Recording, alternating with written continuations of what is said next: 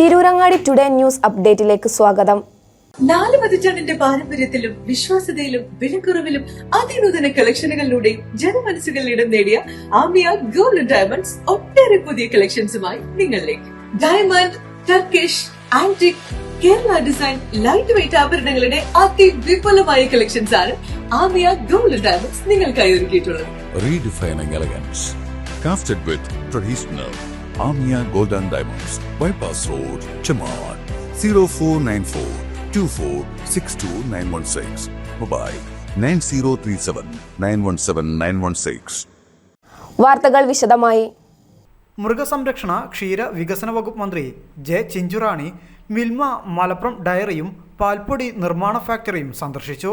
വെള്ളിയാഴ്ച വൈകിട്ട് 3 മണിയോടെയാണ് മന്ത്രി മൂർക്കനാട്ടുള്ള ഫാക്ടറിയിൽ സന്ദർശനം നടത്തിയത്.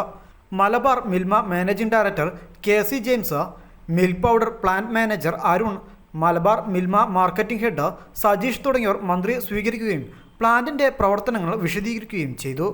ഡിസംബർ 24 വൈകിട്ട് 4-നാണ് മുഖ്യമന്ത്രി പിണറായി വിജയൻ ഡയറി യൂണിറ്റിന്റെയും പാൽപ്പൊടി നിർമ്മാണ ഫാക്ടറിയുടെയും ഉദ്ഘാടനം നിർവഹിക്കുന്നത്.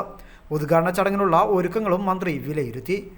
131.3 കോടി രൂപ ചെലവഴിച്ചാണ് ഫാക്ടറി സ്ഥാപിച്ചിട്ടുള്ളത്. ലോകത്തെ തന്നെ മികച്ച കമ്പനിയായ ടെട്രാപാക്കാണ് നിർമ്മാതാക്കൾ. 131.3 കോടിയിൽ 15 കോടി സംസ്ഥാന ക്ഷീര വികസന വകുപ്പിന്റെ വിഹിതവും 32.72 കോടി രൂപ നബാർഡ് ഗ്രാമീണ അടിസ്ഥാന സൗകര്യ വികസന ഫണ്ടിൽ നിന്നും ലഭിച്ചു. ബാക്കി തുക മിൽമ മലബാർ മേഖലാ യൂണിയന്റെ വിഹിതമാണ്.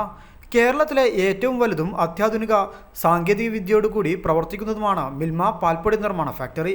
10 ടണ്ണാണ് ഉൽപാദനക്ഷമത. പ്രതിദിനം 1 ലക്ഷം ലിറ്റർ പാല് പൊടിയാക്കി മാറ്റാനാകും.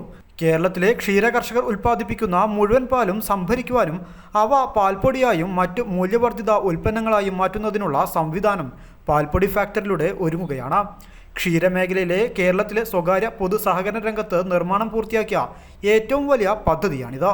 News desk Tirurangadi today.